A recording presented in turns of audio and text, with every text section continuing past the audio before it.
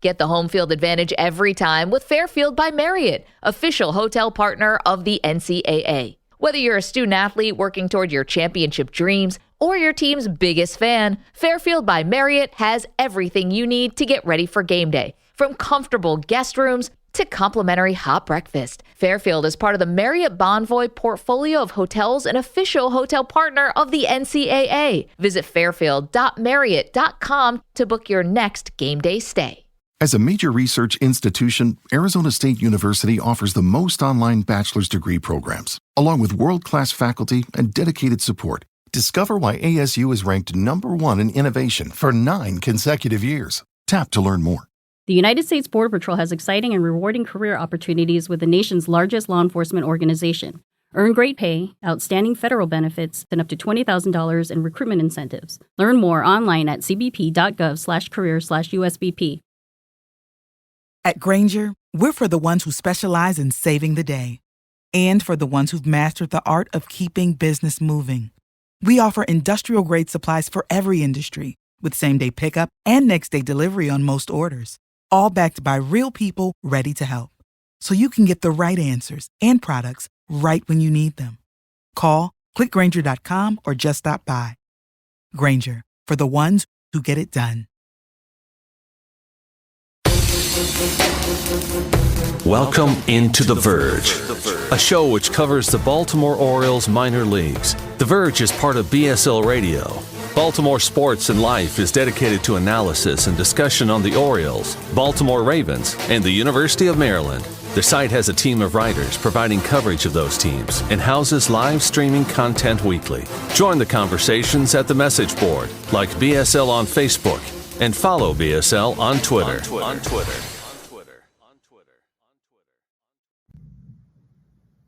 Want to make a podcast? Spotify's got a platform that lets you make one super easily, then distribute it everywhere and even earn money, all in one place for free. It's called Spotify for Podcasters, and here's how it works. Spotify for Podcasters lets you record and edit podcasts right from your phone or computer, so no matter what your setup is like, you can start creating today. Then you can distribute your podcast to Spotify and everywhere else podcasts are heard. Video podcasts are also available on Spotify. With Spotify for Podcasters, you can earn money in a variety of ways, including ads and podcast subscriptions. And best of all, it's totally free with no catch. Ever since we discovered Spotify for Podcasters, we feel like having options like video podcasts and Q&A lets us be more creative on another level. I highly recommend you give it a try. Download the Spotify for Podcasters app or go to www.spotify.com/podcasters to get started. Welcome to On the Verge. This is Zach Spedden, joined as always by Bob Pham and Nick Stevens. We have a lot to get into on tonight's show as the Orioles have clinched a postseason berth for the first time since 2016. In addition, Heston Kjerstad has made his major league debut.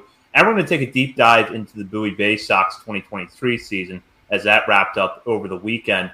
But first, we're going to start out by announcing another guest for our live show at Checker Spot Brewing on October 2nd.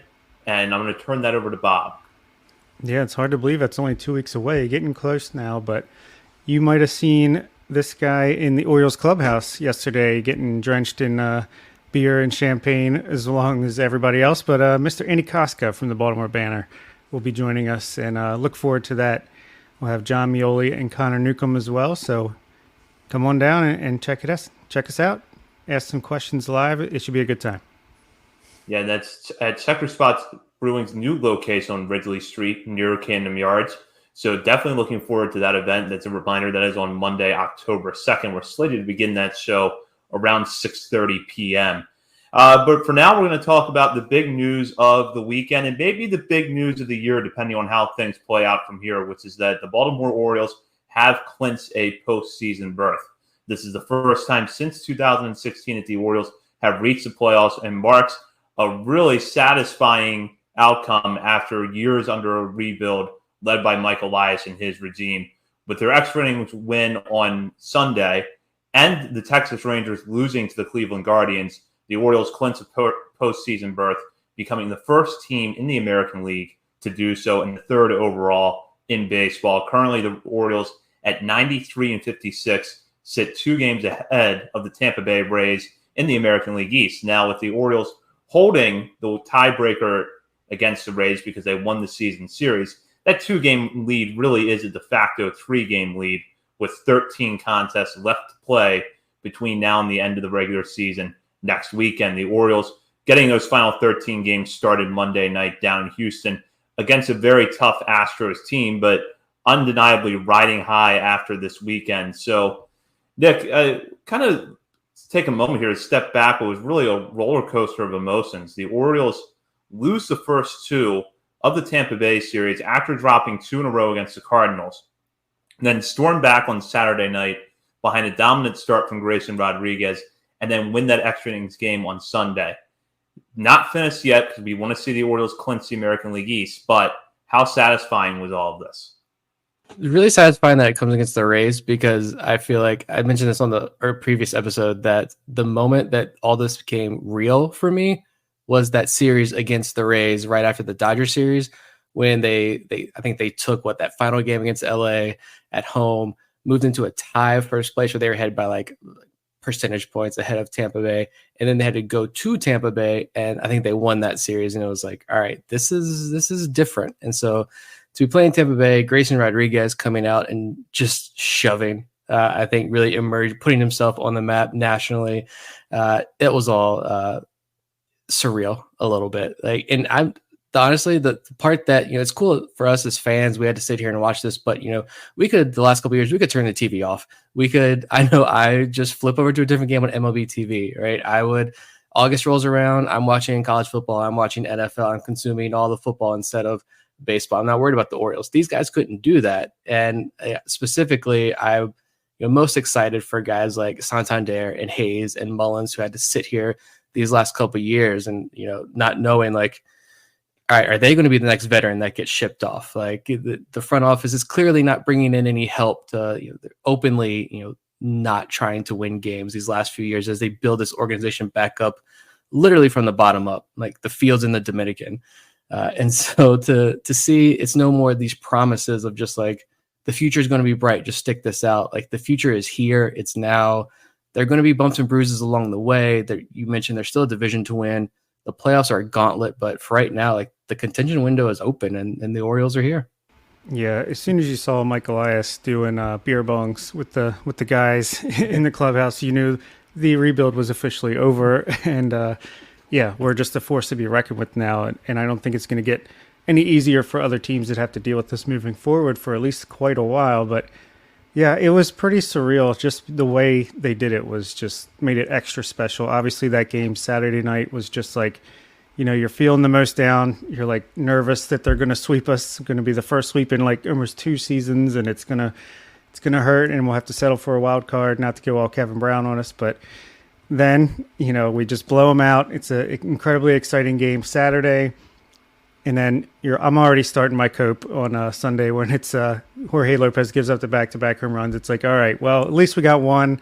We still have the tiebreaker. And then the magic happened, and it was just pandemonium. I did a little baseball card break for the patrons that evening, and I had no energy left just from watching that game. So very curious to see how the Orioles perform tonight in Houston, but it doesn't matter. We're in the playoffs, and I'm excited. Got my season ticket plan ready for next year just so I could have the opportunity to buy some playoff tickets, and I'm ready. I'm going to introduce a guest that we have joining us tonight. He's coming off his first season as the PA announcer for the Bowie Baysox down at Prince George's Stadium. So chances are that if you went to a game this year, you heard him behind the microphone. We're happy to have him on the show tonight. He's also been a longtime member of our Patreon community. He is Mark Gray-Mendes. Mark, how's it going? No, really excited to be here. Thanks, guys, for having me on. It was, a really enjoyable season. Hopefully, a few of you who are listening got a chance to catch a game this year, and really thrilled to be with you guys. So as an Orioles fan, how did you feel about this weekend? Oh, I mean, it was the absolute roller coaster of emotions, like Bob was talking about. I mean, you're kind of keeping an eye on the games on Thursday and Friday. My wife and I watched all of Friday night's game on Apple TV Plus downstairs in our house, and it was just, it was like pulling teeth. It was really rough. Kjerstad hitting one out was the only bright spot. And then, obviously Saturday, it's the polar opposite. And you see a guy like Grayson that we've been paying so much attention to in this group for such a long time. And then he comes out and just has a dominant performance. So, and then, I went through the exact same thing as Bob, except we were listening to it on the radios. We were on our way back from a trip we made this weekend. So glad to see that they got the job done, and, getting that split and a little cushion into a tough week on the road, I think is going to be a big deal for the guys. Hopefully it'll give them the edge they need to take the division. Yeah, the Orioles right now beginning their series down in Houston. That's going to be followed by a trip to Cleveland to face a Guardians team that hasn't played very well this year, but at the same time has made life tough for some contending teams recently. They took a series from the Rays early in September, are coming off a sweep of the Texas Rangers. There were some clunkers in there in the middle, including a game against Minnesota that they lost by 14 runs. But nonetheless, Cleveland, not a team you want to take for granted.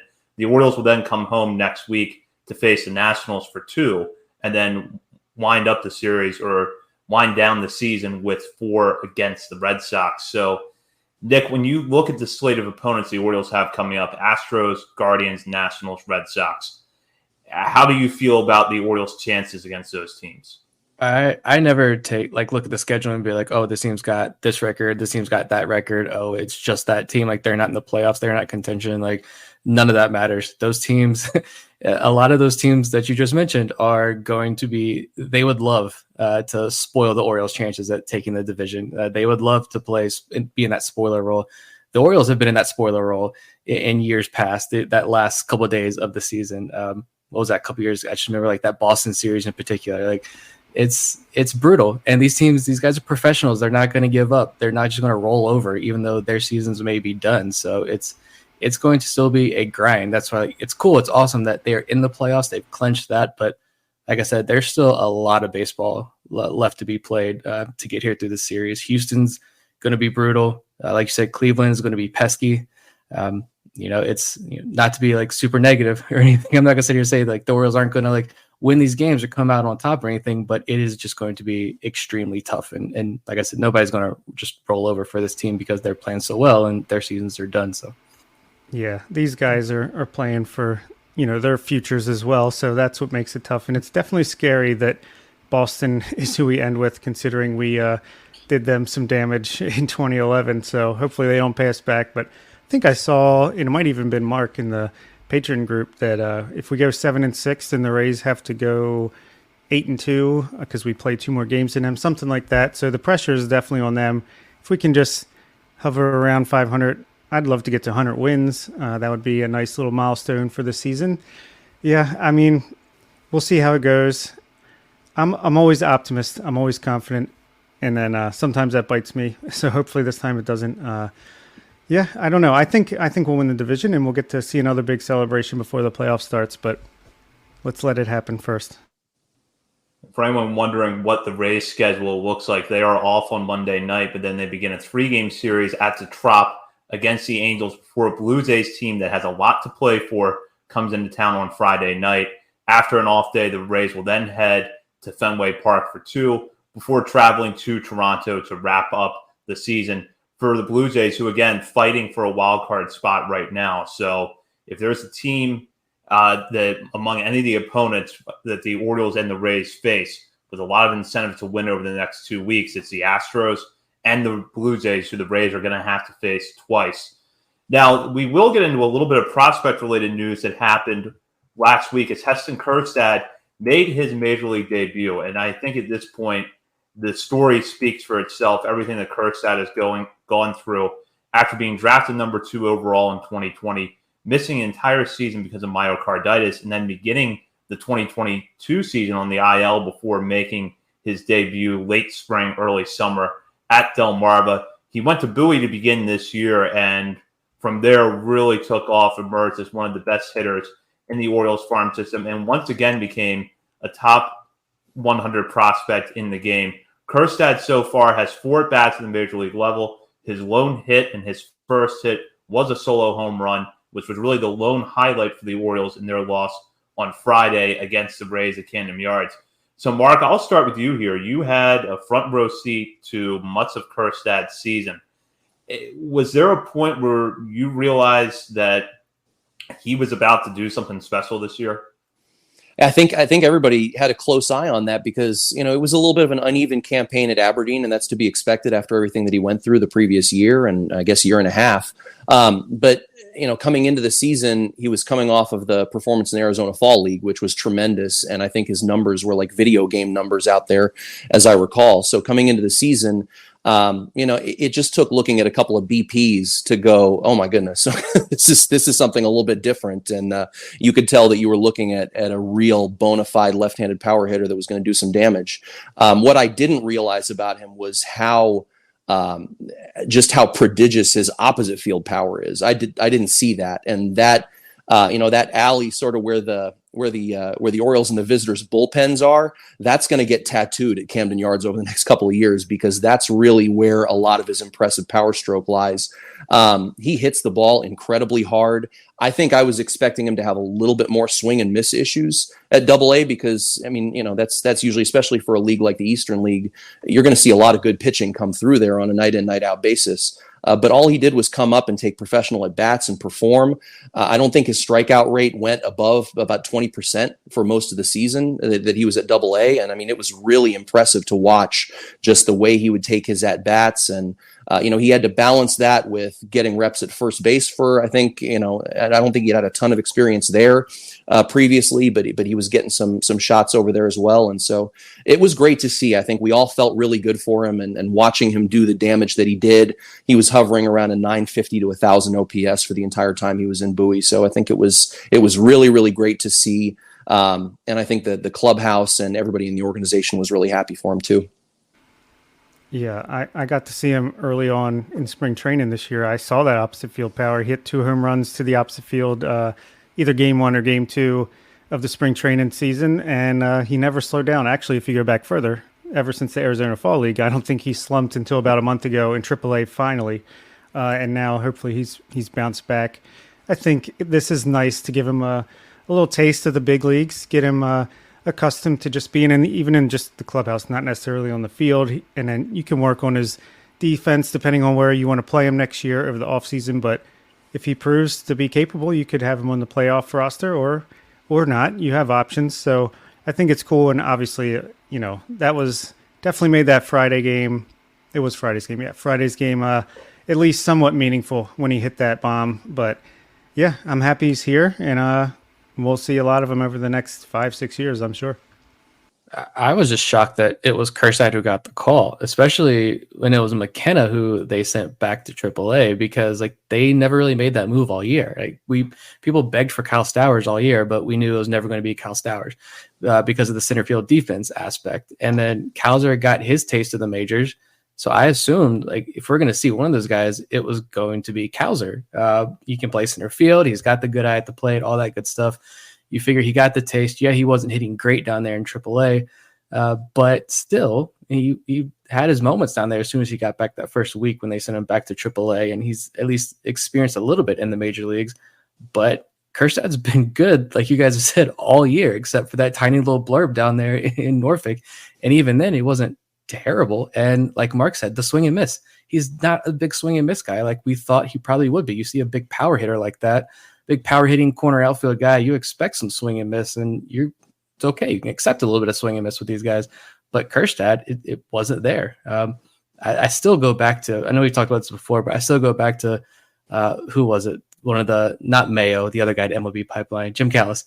Jim Callis out in the Arizona Fall League saying, yeah, he's striking out a lot in the Arizona Fall League, but it's not an issue. And you're like, okay, it's going to be an issue when he gets to Bowie and Norfolk. He nailed it. He was right.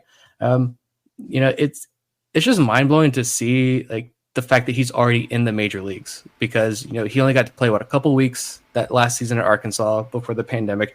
Doesn't play 2021 because of the serious heart condition. We're questioning whether or not we're ever going to see him play baseball. I think it was more of an issue of the concern over his well-being as a human being, not as a baseball player even. And then 2022, he got that delayed start because he hurt his hamstring on one of the last days of training camp or something before the team broke camp or something. So it's been a long road for Kjerstad, but he breezed his way through the minor leagues. And yeah, big league debuts are always fun, but I felt like that Kjerstad one was even extra special because knowing his history. And yeah. Yeah, from a general perspective, I mean, that's one of the most impressive things this player development system has done is take guys and get rid of some of that swing and miss. Like we saw Kyle Stowers had his strikeout rate cut down a lot from 21 to 22. Colton Cowser was his strikeouts were going to be a problem. Now they're not. Gunnar Henderson has cut his strikeout rate down as the season has gone on by being more aggressive. Samuel Basallo, Coby Mayo, Heston Kjerstad, power hitting guys who really don't have as much swing and miss in their game as you would expect. And, hopefully Judd Fabian's next on that list because that could be key for his development. But, Kjerstad, he has 3 strikeouts in 4 at-bats so far, but I think once you get a real sample size, like it's not going to be an issue, like Jim Cowell said. Always like that guy. Yeah, I tend to – I made this point before about pitchers that I tend to not put that much weight in the early strikeout to walk numbers because I tend to believe they're going to go in the wrong direction initially. And I kind of give hitters the same benefit of the doubt. Like, guy's probably going to strike out more than you would like to see, not going to walk as much. And for Kjerstad, early next year is probably going to be the first real extended sample size we get with him.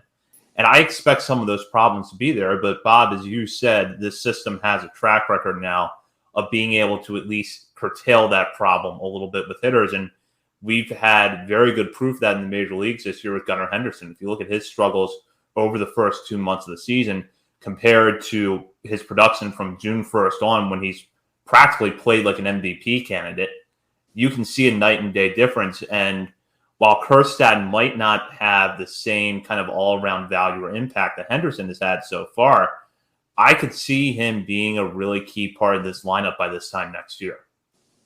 Yeah, you're going to have 2 guys. You're going to have Heston Kjerstad. You might have Jackson Holiday on that opening day roster. Not to look ahead too far, right? But, I mean, the Orioles are going to have some serious Rookie of the Year candidates on this opening day roster next year. And, yeah, Kjerstad, I think we'll figure out the defense, later. Question, where does he fit best defensively? I know, but worry about that. I feel like next year. Right now, he got literally quite a taste of the big leagues the other day. That picture of him in the shopping cart looked absolutely disgusting. I enjoyed all the videos and all the photos. That one I could have done without. Maybe gag a little bit, but so he's getting quite the taste of the major leagues. But it's good. It's a good taste for him. Yeah, other than the taste of those condiments mixed together. We'll dive into Kjerstad's old team, the Bowie Baysox, in just a moment. We'll talk about some of the top prospects that appeared in Bowie this year, including some players that ended the season there, such as Samuel Basallo and Dylan Beavers. But first, we're going to give a word from our sponsor, DraftKings. We're back with another week of football, and DraftKings Sportsbook is keeping us in on the NFL action with great offers every single game day. New customers can bet $5 and get $200 instantly in bonus bets. Throw 5 down on any of this week's epic matchups to walk away an instant winner. And DraftKings isn't stopping there. All customers can take advantage of 2 new offers every game day this September. Football is more fun when you're in on the action. So download the app now and sign up with code on the Verge. New customers can bet just $5 to get $200 instantly in bonus bets only on DraftKings Sportsbook, an official sports betting partner of the NFL, with code on the Verge. The crown is yours. Gambling problem? Call 1-800-GAMBLER or visit www.1800gambler.net. In New York, 877-8-HOPE-NY or text HOPE-NY 467-369. In Connecticut, help is available for problem gambling. Call 888-789-7777 or visit ccpg.org. Please play responsibly. On behalf of Boot Hill Casino and Resort, Kansas, licensee partner, Golden Nugget, Lake Charles, Louisiana. 21 plus age varies by jurisdiction. Void in Ontario. See sportsbook.draftkings.com/football terms for eligibility, terms, and responsible gaming resources. Bonus bets expire 7 days after issuance. Eligibility and deposit restrictions apply. And we'll turn our attention now back to the Bowie Baysox, who finished the Eastern League season with a record of 67-70 under the guidance of manager Kyle Moore. The Baysox did make a late season push for the playoffs, finishing 4.5 behind first place Richmond in the Eastern League Southwest in the second half, when they went 36-32 over the final half of the season. And there were a lot of big-name prospects that passed through Bowie this year. We just talked about Heston Kjerstad, who began his 2023 season with an excellent 46-game run with the Baysox before being promoted to Norfolk. However, just to name a few of the other prospects that donned a Baysox uniform this year: Samuel Basallo, Dylan Beavers, Judd Fabian, Jackson Holliday. We also saw Coby Mayo and Cesar Prieto begin their very good seasons there. John Rhodes came through for the whole season. Max Wagner joined the team in the second half. And then on the pitching side of things, a lot of pitchers either got their dominant years started at Bowie or continued them after being promoted from a lower level. So guys like Justin Armbruster, Chayce McDermott, and Cade Pilvich were able to sign in the Baysox rotation before being promoted to Norfolk, while Alex Pham, the breakout star of the Orioles pitching prospects this year, after a very good run in Aberdeen, somehow managed to be better at the AA level. Gene Pinto also joined the Baysox and was solid over 9 games for them. So a lot of highlights when you look up and down this roster. And Mark, we'll start with you here. It had to be fun to see the Baysox make that late season push despite coming up just short of the playoffs. But they had a lot of talent roll through in the second half. What do you think really came together that made them successful and ultimately got them just a few games short of the playoffs?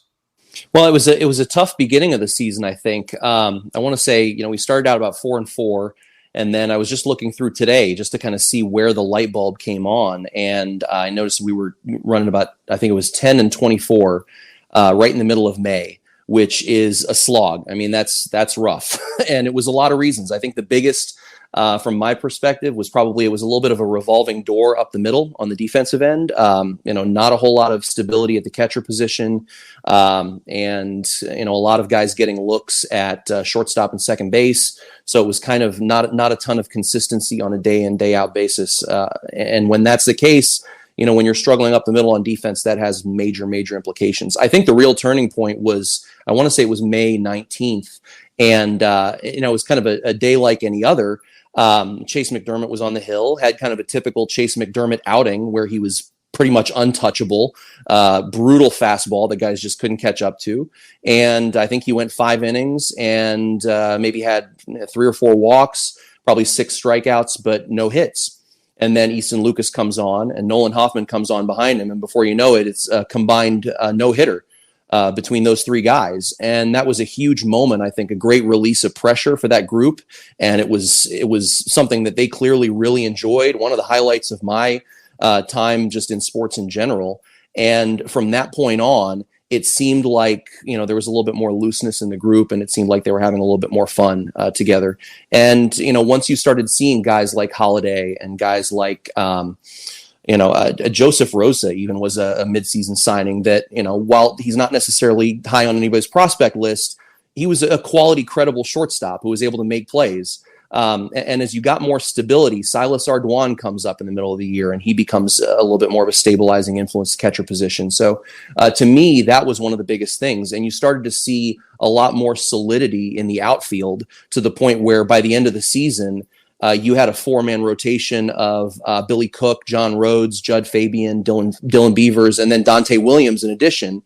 And those guys were covering all the ground out there and converting balls that were hits earlier in the season into outs.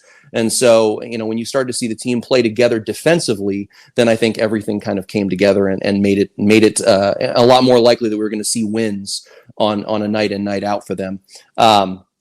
You saw, I think a ton of credit goes to Sherman Johnson, the hitting coach, because you saw guys who were there for the majority of the season really take huge strides as hitters. Obviously, the biggest guy is Billy Cook. His season kind of mirrored the Baysox season as a whole. Started out as cold as ice. He was slated as the leadoff hitter at the beginning of the season. And I think at the end of April, he had like a 300 OPS. He'd been demoted all the way down the order. And it was just a really rough time for him. And he ended the season as almost a 25-30 guy. And I think he finished 3rd in the Eastern League in home runs with 24. John Rhodes making big strides throughout the whole season. Dante Williams is another great example. Really hit into a lot of terrible luck early in the season. Didn't have a high strikeout rate for the entire year. I think his BABIP was something in the 277 range for the season, which for a guy with that kind of speed, that's going to be a little low.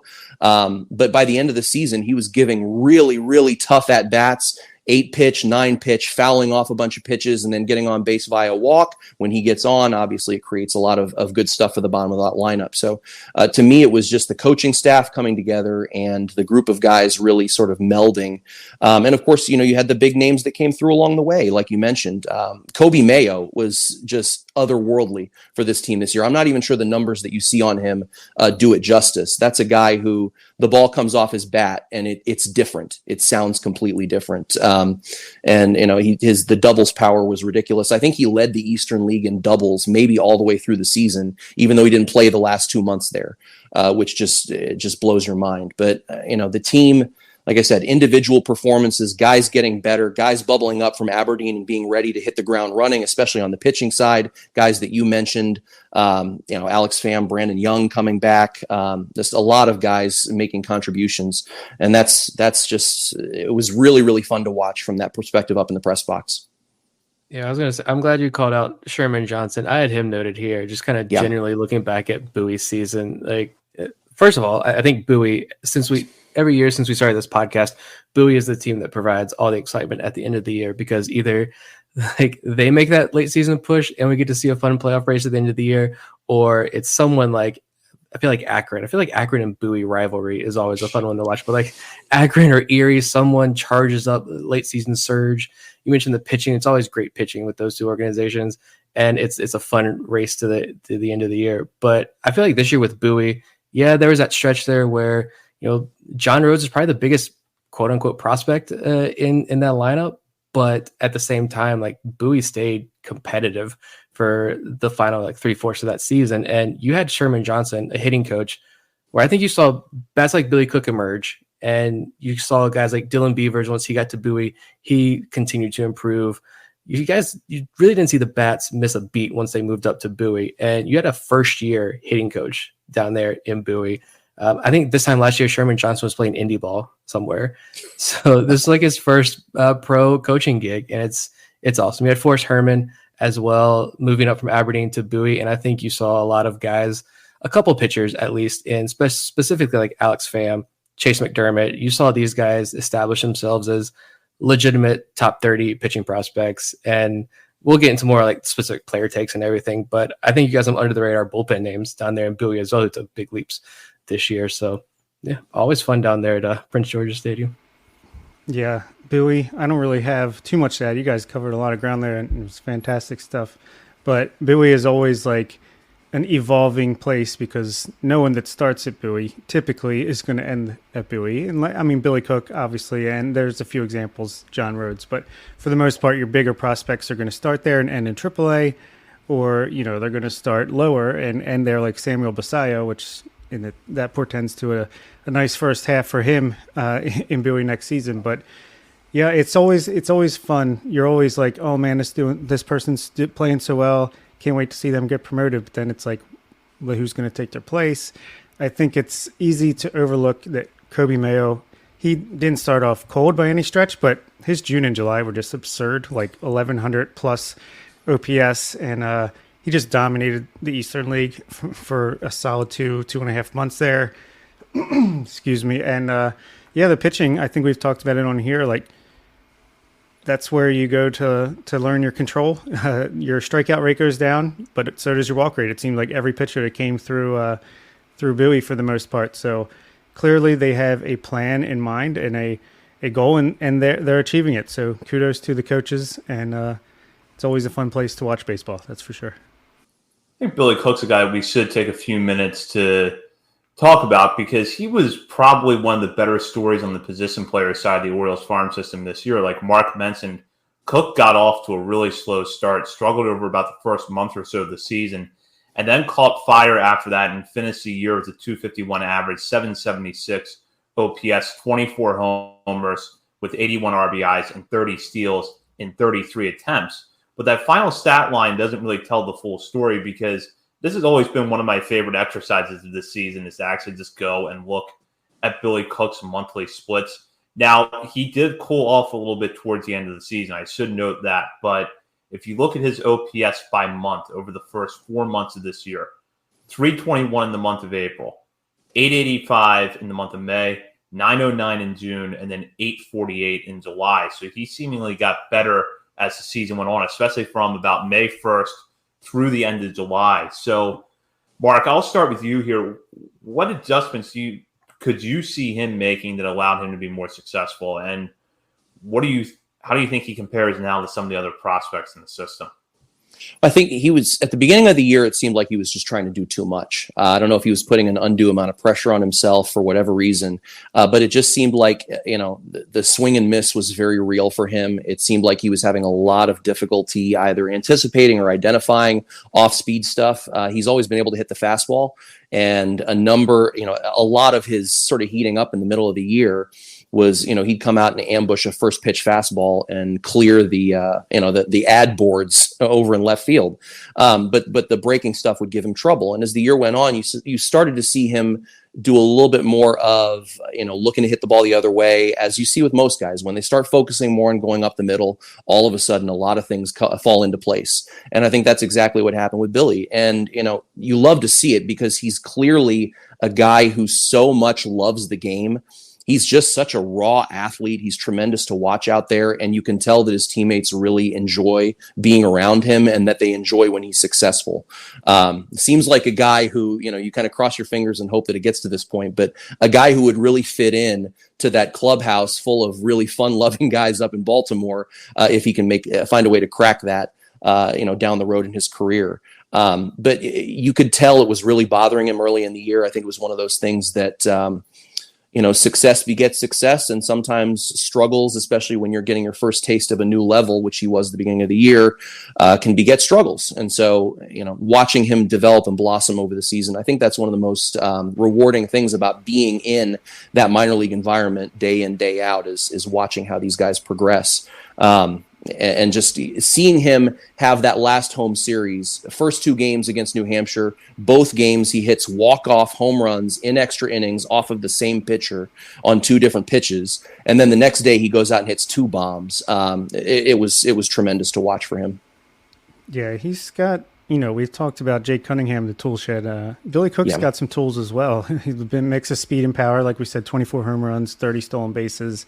And I feel like he's got a pretty high floor just because he can play all over the field. It seems like worst case, he could be like a utility player, spark plug that you could get in there when necessary. But my question is, where does he stand defensively? What's his best position? How good is he? I know he's played second base. He's played all the outfield positions. What's your take on his defense? The vast majority of what I saw from him was in right field and in second base. Those were the 2 positions where he spent the most time. At second base, he's plenty smooth. His actions look fine. Like I said, he's a great athlete. He's very fluid in the infield, which kind of surprised me because most of what I saw early in the season was in the outfield. But I'll tell you, the outfield arm is huge. It's like some of the throws he was making. You go back to the wall in Bowie, you go back and you pick up a ground ball, and he's just hosing guys at third base. It was remarkable. That to me is his best defensive tool, is the arm. It doesn't show quite as much at second for obvious reasons. But when he's out there and right, he wants to throw everyone out. It's very obvious. Sometimes early in the season, you could see guys get a little frustrated because he wasn't hitting cutoff men. But he wants to get those outfield assists and throw guys out on the base paths, and it was fun to watch. But he's really, like I said, he's really athletic. I think the tool shed word is a good one for him. And I think that next year at AAA is really going to be a significant test for him in terms of how the bat plays. And if it does, then I think there's definitely a 4th outfielder, 5th outfielder kind of floor for him where he might be able to make an impact. Maybe it's in this organization, maybe it's another one, but I think he proved a lot of doubters wrong this year with, as Zach said, the stuff that was going on after May 1st. Yeah, that first month just looked brutal. And considering like the type of player we saw in Aberdeen, you're like, all right, this guy's got prodigious raw power. We know that. But like, is he going to be able to catch up to AA pitching? And through that first month, it looked like he wasn't going to. But I mean, you finished the year with 42 extra base hits, 30 stolen bases. I mean, I'm just shocked that he spent so much time at second base, just for whatever reason. Like, maybe I just think Billy Cook is bigger than he is. He doesn't seem, when I think of Billy Cook, I do not think of Billy Cook second baseman. But the Orioles clearly had him play a significant amount of time there, which is awesome. I think it's just going to add to that super utility type profile that hopefully he can evolve in. The only thing with me about Billy Cook, I think I said this before in another show, but the only thing that scares me is like, I still have like the Zach Watson, terror that comes through into my mind. It's like, we saw Zach Watson, we knew he had some power. He had a little bit of speed as well. He was a good defensive outfielder. And then he had that breakout year in Bowie, and now he's playing indie ball. So that's the only thing that scares me with Billy Cook. I'm shocked a little bit that they didn't give him that bump up to AAA for this final week plus the playoffs. But hopefully, it looks like, see how the roster shakes out. But I imagine he certainly starts next year in AAA, and we get a much better idea of what his future holds. But no doubt, he was a true breakout year. And the one positive, though, that stood out to me is the quotes earlier in the year from Kyle Moore when he came out and said, obviously there's manager talk and guys are going to support their guys, right? But I feel like you can still parse some things out, specifically when Orioles coaching staff and the Orioles front office talks. And when Kyle Moore is going to sit there and say, like, yeah, he's got the bat that he can hit major league pitching. This is a major league hitter. He's that type of player. Like, I trust Kyle's Moore words there. And I thought that was an insightful interview he had earlier in the year that, maybe the Orioles do have something here with a 10th round pick, Billy Cook out of Pepperdine. And, if he's a little bit of a late bloomer, so be it. And if so, can never have too much depth in this organization.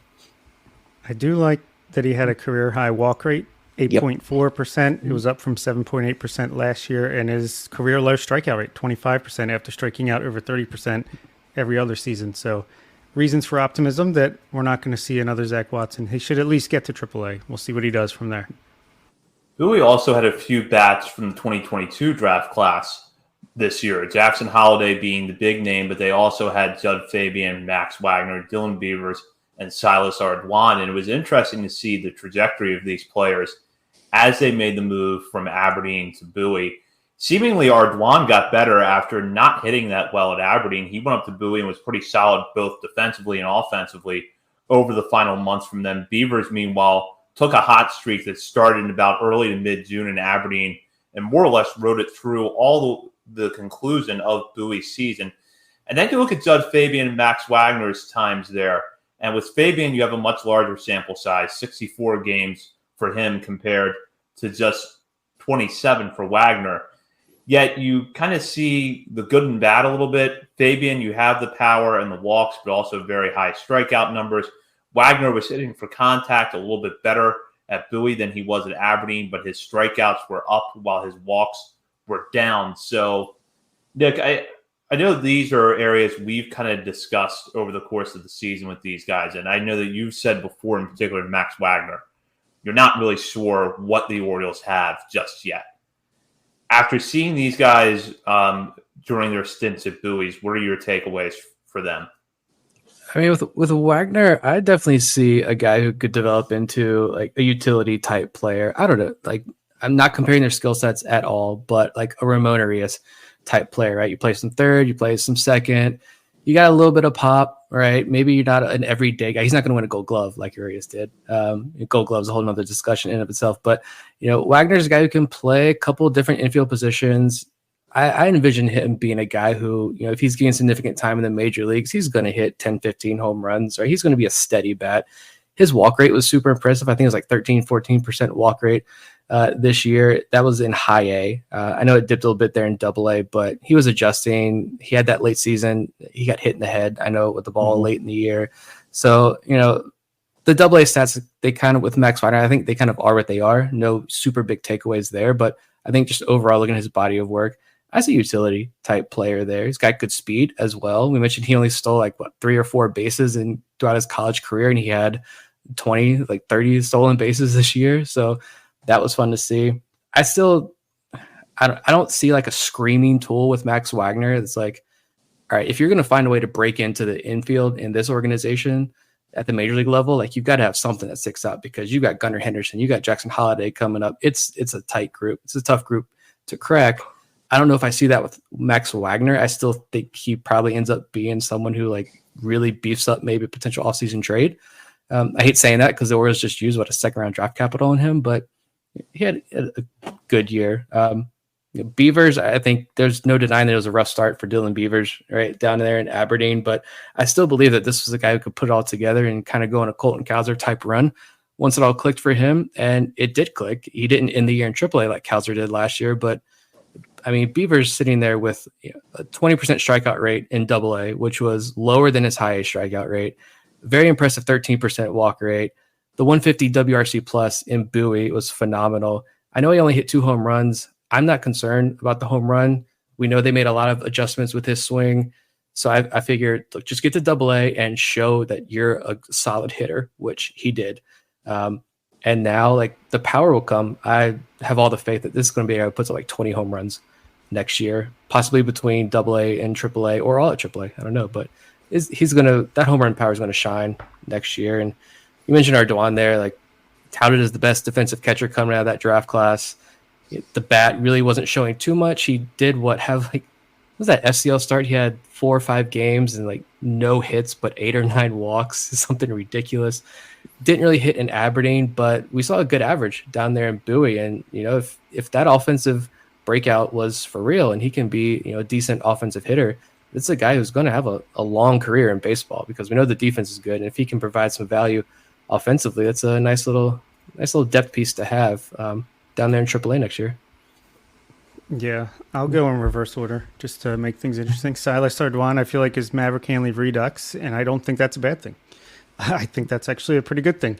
He's got a little bit of pop, good defense, good arm. He's going to play for that backup catcher position down the line if Adley and Samuel Basallo don't just own it permanently for the next decade. Let's see. Beavers, yeah. I think the biggest thing for him was, he's a guy that is constantly making adjustments. I think consistency was key, and he found that. It clicked for him, and I don't think he really slumped after that, again, even with the promotion to AA. So I think, yeah, he really increased his stock when it comes to just a guy you want a chance to see in Baltimore maybe as soon as 2025 if he can continue to develop. And Max Wagner, yeah, I like what you said about Ramon Arias. He does seem like, he's not going to hit too much power, but he's going to hit the ball hard. It's easy to forget, though, that he's more of a project because he was drafted young out of college after only like a half season of starting.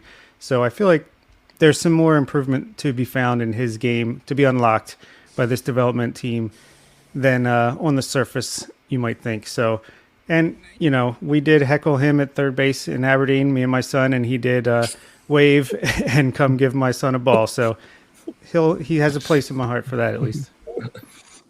Yeah, so I think that's a lot of names to kind of go through, but I think with Wagner, we didn't have a really good look at him at home in Bowie. I want to say he maybe had a series and a half before that injury took place, and then he kind of came back for the last few games against New Hampshire. The thing that popped for me is, and I mentioned this earlier with somebody else, but the arm is strong at third. It's a good arm, and I would say it's a better arm than an Arias. He played both at second and third. I was surprised to see him get a lot of reps at second base. I didn't know that was a part of his profile, but he looked fine over there. Third base is definitely his natural position, but he definitely hit the ball hard. I think he hit into some bad luck during the time he was with Bowie, at least in the home games that I saw. Beavers, I remember hearing a lot of comps with him with Christian Yelich when he was coming out of the draft, the tall left-handed stroke in the outfield, and I think that kind of came to fruition a little bit. This year. That was really impressive to see for him. The bat stays in the hitting zone for an incredibly long time. I did not think he had the hit tool that he showed during the time he was with Bowie, but I mean, it was an easy flick into the right center field gap over and over and over again, and on multiple different pitches. I think that he's obviously going to end up, in Bowie at the start of next year in all likelihood. Maybe a little bit of a left on left situation that maybe needs a little bit of work. But, in the outfield, he looks fine. He looks graceful. He's a tall guy, so he was trying to rob some home runs on more than one occasion and was able to do so successfully a couple of times. But, it's a lot of guys in that draft class. I think the one guy that I would love to spend some more time talking about is Judd Fabian. Because, he had an extended run at Bowie this year. I think it was almost 300 plate appearances. And that guy is a 3 true outcome guy, if there ever was one. I was just looking at the math earlier today, and I was comparing it to Kyle Schwarber, because that's the first guy that comes to mind when I think of those guys. And I think Schwarber had a 3 true outcome like 54% of the time this year, and Judd Fabian and Bowie was about 60%. So when you combine all of that together, that's just a massive number. But I do think that the swing and miss got better as the year went on. And, as his time in Bowie continued, he was striking out over 40% of the time for the majority of the time he was there. And that started to come down and down and down. And I think he ended the season as, maybe 37 and a half, something like that. But the walk rate is like 15% for him. And to me, that plays. And I think, he's probably going to get a good extended run early at Bowie next year as well. But the biggest thing about Fabian is he's a center fielder. Full stop. He is a center fielder. He gets great jumps. He's got more than enough wheels to cover the gaps out there, and the arm is outstanding. So that was, to me, the best thing to look at with him, is that he really profiles well out there in center. He turned, plays that other guys would make into diving plays into running plays. And he turned plays that other guys would make into running plays into what looked really easy out there. So to me, that was the most encouraging thing about him. If he can stick in center field, then that changes the expectations a little bit in terms of what the bat does. Yeah, if we're talking about Fabian, like we said earlier, if he can get that hit tool tightened up, then he's like a potential all-star type of player, just with the raw tools he has with the power and speed. It's tough to bat under 200, well under 200, and have an OPS over 700. Pretty impressive. He walks, he hits for power. Yeah, if he can strike out 30% or less, I like his chances. And I like the history that the Orioles have in getting players to be able to do that. So I'm all in on, not all in, but I'm still in on Judd Fabian in the long term for sure. Yeah, it was, you look at the high A numbers, and I think, how long did he went some ridiculous stretch without having a double, and then he had like 6 or 7 or 8 doubles in like a week or 2 week span. The extra base hits just started clicking for Fabian there in high A, and we heard a lot about the swing and miss getting better and better as the season progressed when he was with Aberdeen. And you look at that final line in Aberdeen, and you're like, all right, you're hitting 280. You've got a 25% strikeout rate, which isn't great. And it's going to tick up a little bit when it gets up to Bowie. But like Mark said, the defense is elite. It's amazing to watch him out there. And it's pretty crazy to watch Dante Williams out there on a near nightly basis and see what he does defensively, and then be like, Judd Fabian is the guy, though. To have both these guys in that same outfield is unbelievable. But yeah, Fabian is a phenomenal defender. And I think with that defense and that power, you're like, all right, 25% strikeout rate, not concerned about that at all. You got to Bowie. I didn't know the 3 true outcomes was that extreme, near 60%. That's mind blowing. But it's a 16% walk rate.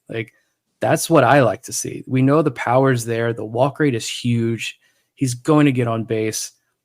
He did end up, it was the final strikeout rate was 37.5% at AA across 280 plate appearances. Yeah, that's not great at all. But like Mark said, it did come down as the season winded down there. If that can get back down next year, I think all is going to be right with Judd Fabian as he moves up to the next level. It is scary to see that, but at the same time, everything else about his play and his profile just screams like future big leaguer. So it's just the strikeout rate. If you can get that down, you do have a pretty special player here with Fabian. We're going to talk about the pitching for the Baysox in a minute, but I do want to mention Samuel Basallo did wrap up his season with the Baysox. 4 games there, all of them on the road at Harrisburg last week, where the Baysox ended their 2023 campaign.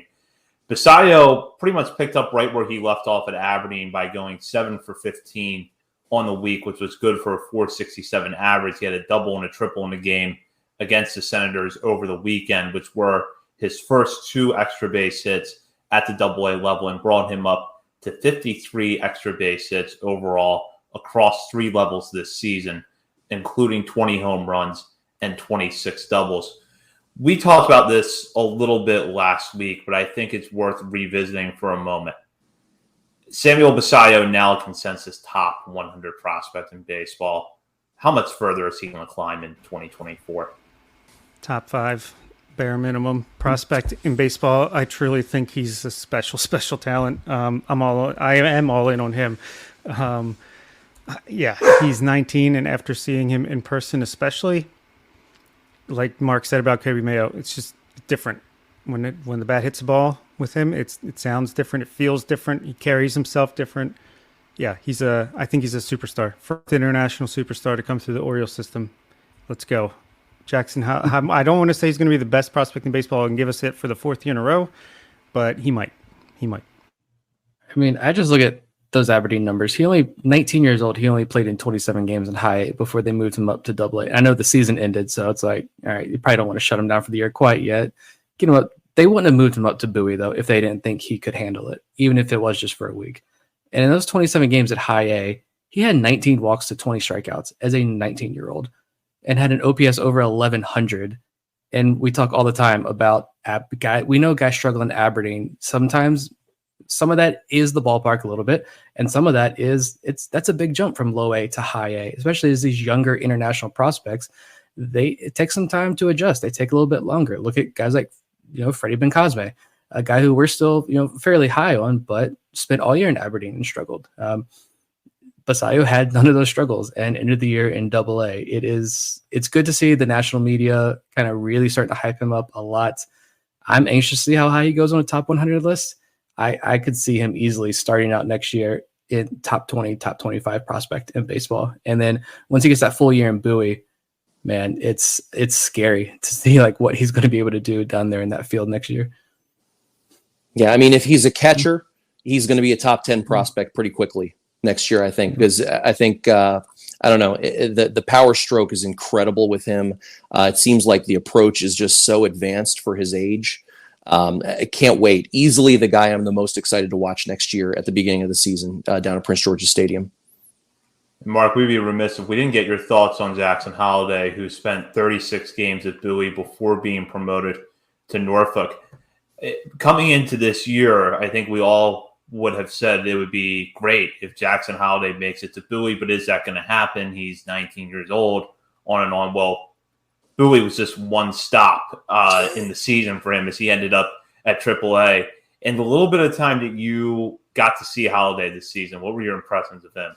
Yeah, I was kind of hoping he'd finish the season with us. So when he got bumped up coming into our last home series there in New Hampshire, it was kind of a little bit deflating for us. Obviously, it's really exciting to see him get a shot at AAA at that young an age. But we were kind of hoping we'd get one last look with him before he went for the playoff series, hopefully with Norfolk. But he's just a baseball player. Anytime you have the number one prospect in baseball coming in, it's going to create a lot of energy. The buzz in the stadium was electric for that debut that he had with us. I want to say it was coming out of the All-Star break, the Double-A All-Star break, is that first Friday night coming back. It was just a huge crowd and people were fired up. And he didn't disappoint. I mean, the hit tool was exceptional for him. He could get his bat to any ball that was thrown at him. And I think the actions up the middle of the diamond were really strong. He's not quite the force of nature that Gunnar is, and he's not quite as slick as a Joey Ortiz. But you can tell, I mean, he's a guy who's very, very polished out there in the middle infield. He got a good number of reps at second base during his time there, and I think there's a chance that might be where he first cracks in whenever his time comes at the major league level. I think when you see what else the Orioles have in the middle infield, I think the tools that Jackson has, his athleticism, the fluidity of his actions, all of that stuff, it will all play very, very well at second base if that ends up being sort of an opening for him. I think in the early part of his time at Double-A, a lot of people were looking at his batting average and just, sort of being blown away by how much success he was having early. And early on, I think that was buffered by a lot of infield hits. And he is lightning quick. I don't know if he's the fastest guy on the base paths, but he gets from home to first real fast. It's almost like an Ichiro in the way, because the ball leaves his bat and it seems like he's already 2 steps down the line. So I think, as he, moving up to AAA and obviously eventually to the majors, that's not necessarily going to be as big of a part of his game. But as he continued in AA, he started hitting the ball on the ground a little bit less, lofting the ball, a few more line drives, a few more fly balls. It took him a couple weeks to get into one and get his first AA home run. That was a big moment for him. But it's very obvious that he's a super high ceiling guy. Even if he didn't have the prospect shine of being the number 1 prospect in the game or the last name Holiday, it would be very obvious that he was a guy who's going to be a major contributor down the road. Always good to hear high praise for Holiday. We'll turn our attention now to the pitching staff. And we shouted out Forrest Herman earlier in the segment, and there was a reason for that. Is the Bowie Baysox had a pretty solid pitching staff this year. And when you look at some of the pitchers who had success there, it included a mixture of guys who ended the season at AAA Norfolk, as well as some hurlers who began the year down in Aberdeen and then came to Bowie and finished strong. So, Nick, when you look at this group, both the starting rotation and the bullpen, what jumps out at you and what individual players really impressed you this season? I mean, I'll just start with just looking at the guys who kind of ended the year in Bowie first, like Alex Pham, I think is first and foremost. Like, I don't think he'll get it, but Pham's certainly in the conversation, I think, for Orioles minor league pitcher of the year honors. It's probably going to go to Chayce McDermott, but still Pham went from being this like low A relief pitcher from small school out in California with a good curveball, and now he's a top 30 prospect. And he had, you look at the high numbers, he was striking out 37% of the guys he faced in high A, but the walk rate was pretty high, like 12-13%.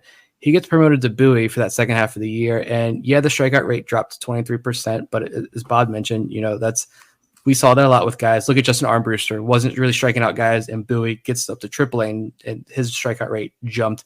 I think some of that is maybe an emphasis this year in Bowie on making sure your stuff plays in the zone. And you can get guys, the A-ball hitters, to swing at junk, but AA hitters aren't going to swing at that junk.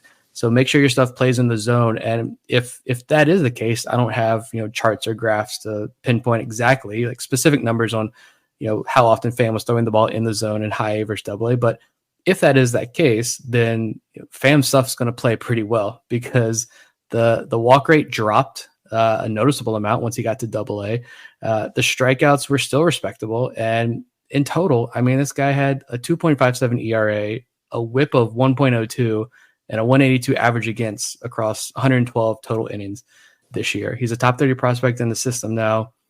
I think he's one of those guys who got to Bowie and firmly established himself as a legitimate pitching prospect in this organization. Yeah, absolutely. I was just looking at the spreadsheet of pitchers in AA that ended in AA and ended in high A. I think you're going to have a lot of fun next year watching Bowie pitching staff between maybe Seth Johnson, Gene Pinto, Alex Pham, Trace Bright, Ryan Long, Juan Nunez, Kyle Verbitsky, Daniel Lloyd, Cameron Weston. Just a real treasure trove of arms in the system that will be going through the Baysox. But yeah, Alex Pham, he was striking everybody out in high A, and then he was just getting guys out the old-fashioned way in AA. But yeah, definitely entered the radar, helium pitching prospect, and really excited to see what he does if he's back to start next year in AA or if he goes up to AAA. I would imagine he kind of gets the Chayce McDermott, Justin Armbruster style promotion in like late May, early June, but we will see.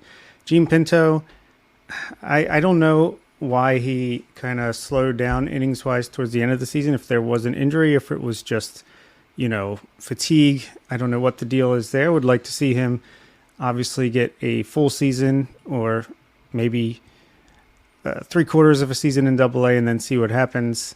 There's just, there's so many high upside arms here, and we haven't even got to like the recently drafted high velocity big time stuff guys coming up the system even lower. But yeah, there's so many names to even, I feel like, go through them all one by one. But Brandon Young coming back, Kyle Branovich coming back, Seth Johnson coming back. It's just like, man, pitching is not going to be an issue, I don't think, for long. So you can get rid of that narrative now, national and even some local reporters. Yeah, the cupboard is definitely full, right? I mean, it's enough of that already. You guys were talking about Alex Pham, and it was always fun to watch him pitch this year, as the guy he works quickly, he throws strikes. You didn't have those interminable 12, 13 pitch at bats where guys are fouling stuff off. He tended to get in and out of his innings relatively quickly. He would get through 5 and allow 2 or 3 base runners. And it was just a pleasure to watch him pitch. And it's interesting because, the fastball playing top of the zone, but he pairs it with the off-speed stuff really well. I think he developed the changeup more and more and more as the season went on, and it was really fun to watch. And I know you guys mentioned a number of the other guys who finished the season, but it just was really enjoyable to see how the staff continued to progress. Walking fewer guys, inducing a little bit more contact, which with the way the defense was at the end of the season, that's a good way to have a lot of success. And especially as you get up to Baltimore, that's going to continue to be the case. So we had a lot of fun watching the pitching staff towards the end of the year this year. Bob mentioned Gene Pinto there at the end too, and Pinto, of course, is going to hold a special place in our hearts. He was the guy, one of the first guys I think that we really started hyping up after watching him in Delmarva, and then the next year, I think it was like Fangraph specifically, who was like, "Yeah, we missed on Gene Pinto. He's in our top 30 now. We're fixing this issue." Not a great year last year when he was in high A. The walks, I think, were the big thing with Pinto. It was like almost like 5 per 9 last year, like 4.5, 5 per 9 last year. This year starts back in high A. The strikeout rate jumps back up and the walks went back down. We're like, all right, this is the Gene Pinto. He had like a sub-3 ERA when he got to Aberdeen. Like, he's back. Then he gets to AA, and like Bob said, he hit the IL, I think, at least twice there at the end of the year. So yeah, I don't know if we know exactly what the injury was or what it was, or trying to manage innings there. I don't know, but still, same thing. We saw the strikeout rate. Once he got to Bowie, the strikeout rate really dipped. I think it went from, it went from 33% in high down to 21% when he got to AA Bowie, but he still kept the walk rate respectable. The ground ball rate took a spike up. I think for me, the biggest thing was he at least proved it in high A that he could get the strikeouts back and he could hone in that command. We know he's got this slider that righties are going to chase out of the zone, but the issue was he doesn't have that high velo fastball.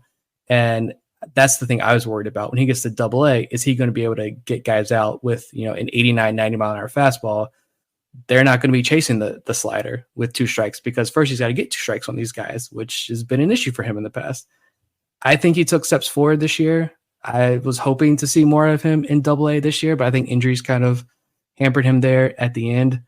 We'll see. He's Rule 5 eligible too, not to get into the Rule 5 conversation here. That's a whole deep conversation with some of these guys, but he is Rule 5 eligible. And if he's healthy, though, I wouldn't mind seeing Pinto head out to Arizona in a couple of weeks and pitch in the Arizona Fall League. But I don't think he's at risk of being selected in the Rule 5 draft. But if he does stand out in the AFL a couple weeks before the Rule 5 draft, that could be maybe an issue. But still, I think he starts next year in Bowie. And it'll be interesting to see what they do with him. Like, does he continue? I think it was him and Alex Pham kind of doing that, piggyback role. I think Pham just kind of started taking over and said, I'm going 6 innings tonight. But it was still like pairing those 2 guys together.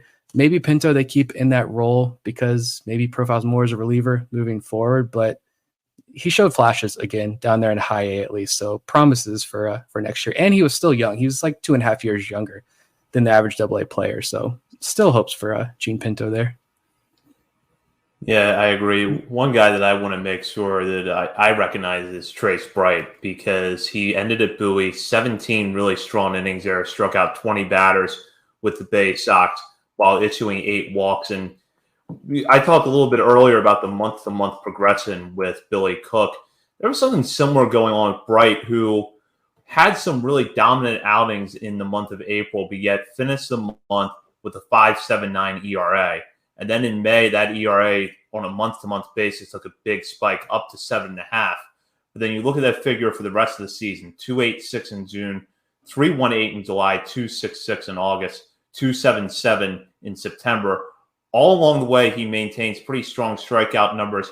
And while there were some spikes with the walks, in particular in June and August, for the most part, he kept them at respectable levels, especially for someone who has a really overpowering fastball that I'm not going to say it's better than Chayce McDermott's when it's on but it's in the conversation with some of the best fastballs in the farm system when it's working. So Bright's a guy that I fully expect is going to go back to Bowie next year and probably be there for at least the first couple months, but he's someone that could enter as a breakout candidate, even building off the fact that he broke out in his own way this year.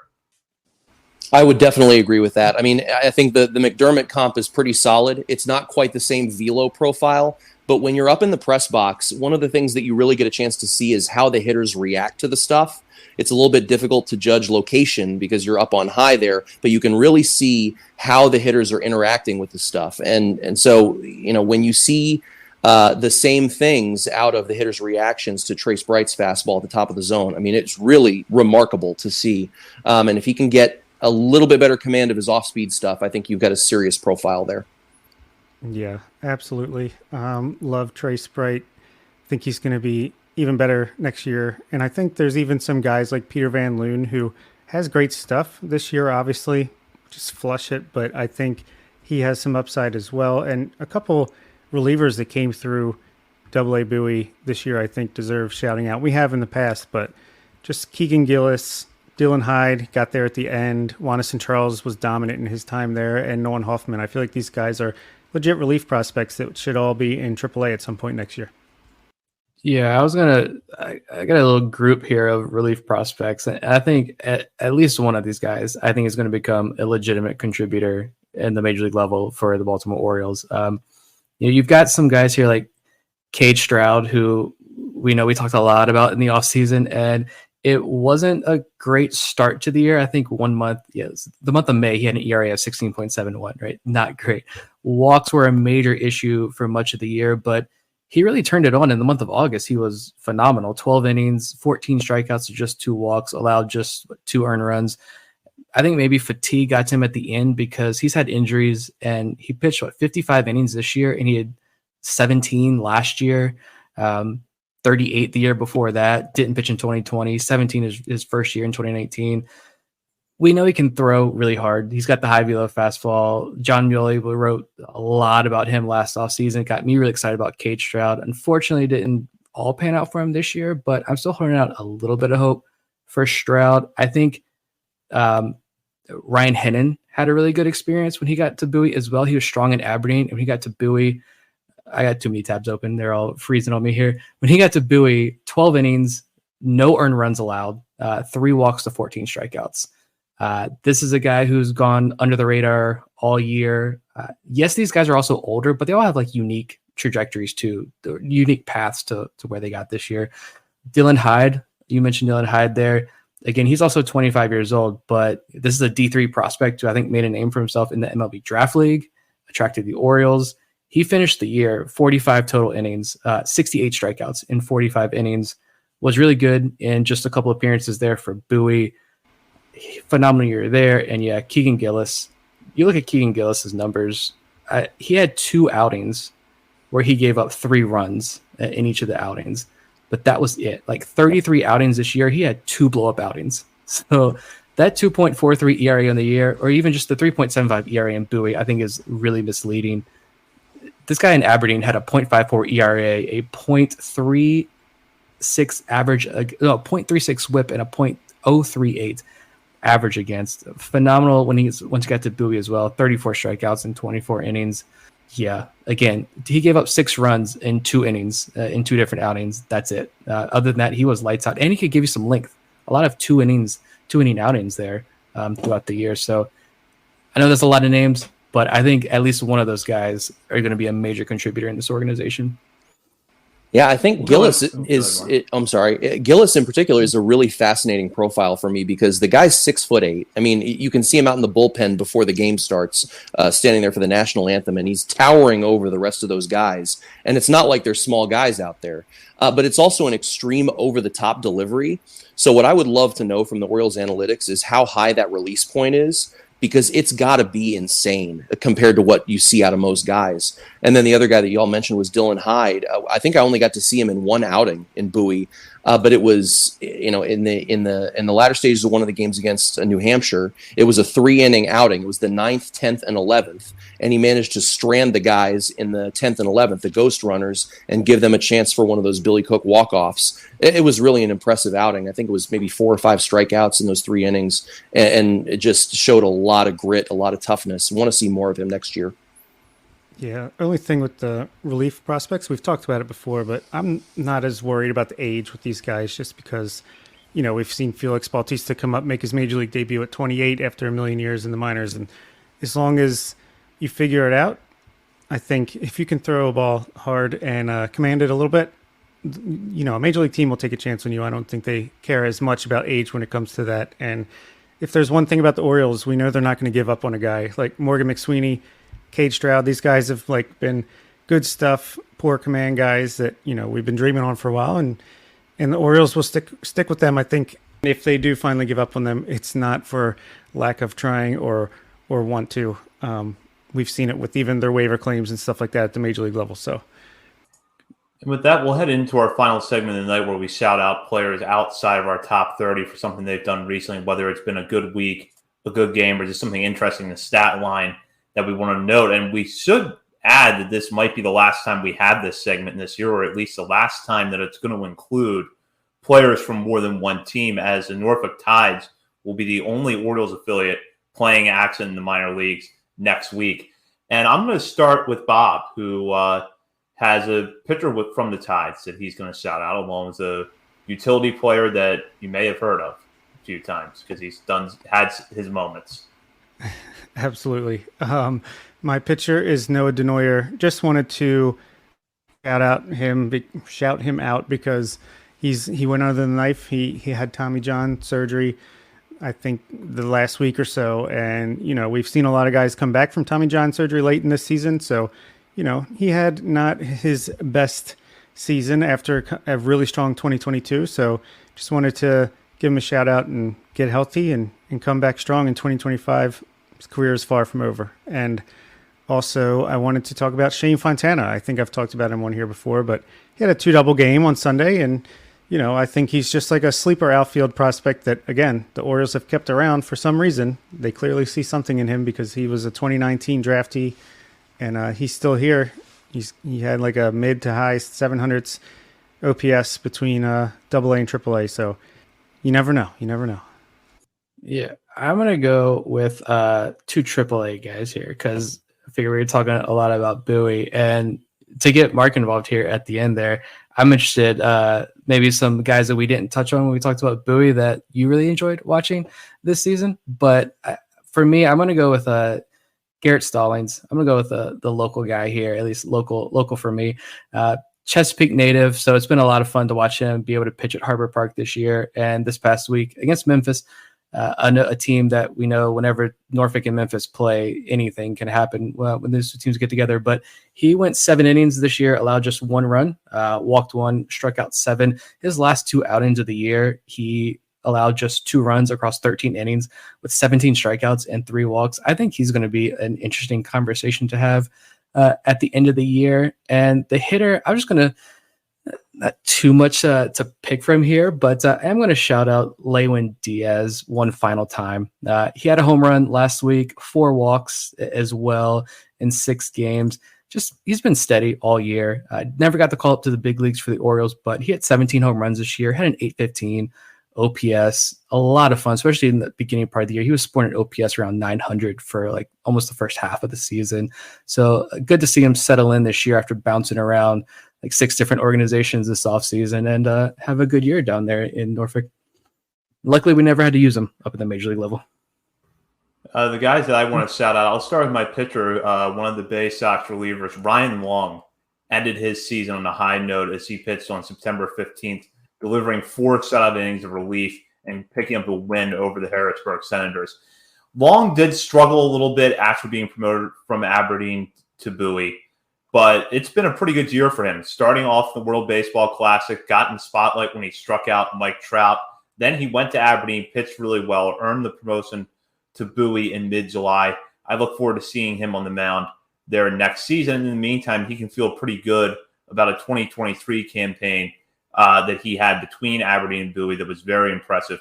And then for my hitter this week, Kyle Stowers comes back from off the IL from a fractured nose and immediately makes an impact in Norfolk's lineup against Memphis on Friday.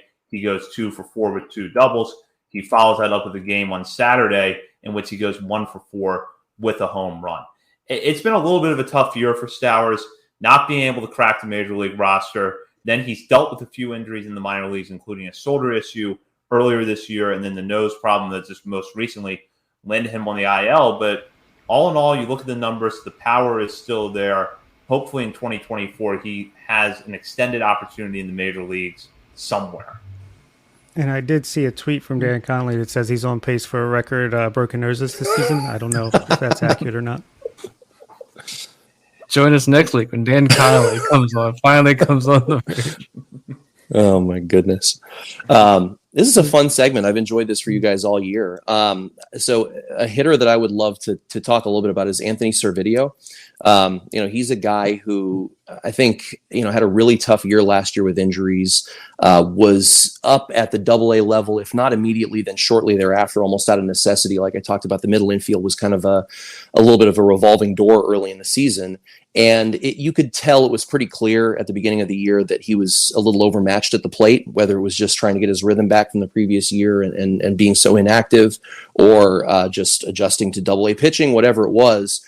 But I remember a lot of conversation about him when he first started down in the FCL and at the beginning of his career, and the batting eye was so elite, and he was the walk god there for a minute at the very beginning. And I think at the start of this year, I want to say it was maybe 45 strikeouts before he had his first walk. It was a really staggering number. And it was something we were sort of watching for a long period of time. But it's just another one of those Sherman Johnson success stories, where as the year went on, the end of year stat line doesn't really reflect it because the beginning was so challenging for him. But by the end of the year, he was really providing tough at-bats, starting to hit the ball a lot harder. It's not necessarily over the fence power, but it's gap. You can hit gap to gap and get on base a little bit. And that was really good to see. And he was one of the more solid middle infielders early in the season. He was one of the guys where, okay, if he was in the lineup at shortstop, you at least felt good about that spot, early in the season. And so to see him progress over the course of the year was really, really enjoyable to watch. And then on the pitching side, Connor Loprich just got the call up to AAA after basically a couple of years with the Baysox. And the pitching line won't show it at the end of the year because it had one blow-up outing. I think it was 5 runs against New Hampshire in his last home outing. But other than that, he was probably the most reliable reliever that the Tide sent out there all season. He was a guy that could come in and could strand runners. I don't know to what extent the profile plays the major league level, but he was extremely reliable, dependable, and a guy that you could throw in just about any situation, could give you a couple innings, could give you 2 to 3 if you needed. And I was really happy to see him get the call to AAA at the end of the year. Wish I could have gotten a chance to see him in that last game of the season, but it got rained out. My wife and I were going to head up there, unfortunately. But congratulations to that guy, and hoping for the best for him, that he's able to stick around in the organization and do some things in Norfolk next year. So, Mark, we enjoyed hearing your insight tonight. Thank you for joining us, and we really look forward to hearing you on the mic at PZ Stadium next spring.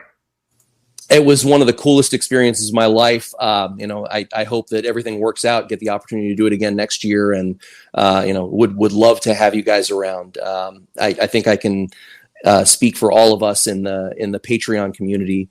You guys have given us a lot to be really thankful for over the course of these last few years. And when you have a day like yesterday, where it all kind of comes to fruition, and so many guys who we've been talking about amongst this group and the WhatsApp group for so many years, it's really been a great ride, and I'm thrilled to be a part of it, and so thankful that you guys were able to have me on tonight. Really appreciate it. Thank you, Mark. We've been listening to Mark Gray-Mendes, who is a Bowie Baysox PA announcer in 2023 and a member of our Patreon community as we wrapped up the Bowie Baysox 2023 season. Join Bob, Nick, and I next week when we recap the Norfolk Tide's regular season and preview their postseason. We'll also get into the latest news concerning the Orioles then. In the meantime, check us out on X, formerly known as Twitter, at BSL on the Verge. You can also find us on Facebook, YouTube, and Instagram. And do not forget about our live show at Checker Spot Brewing on Monday, October 2nd. We'll be joined by John Mioli, Connor Newcomb, Andy Koska, and possibly more. We might have a few more announcements next week. We'll see. And while you're browsing the internet, check out BaltimoreSportsAndLife.com for all the latest coverage on the Orioles, your 2-0 Baltimore Ravens, college sports, and more. And while you're on BSL, hop on the message board and join the discussion with fellow readers of the site, as well as contributors to BSL. For Bob Phelan and Nick Stevens, this is Zach Spedden. You've been listening to On the Verge. That'll do it for this week's episode of On the Verge. Be sure to check out our Patreon page where you can help show your support for the show and get bonus content, including monthly top 50 updates to our prospect list and daily game recaps during the season, and much, much more.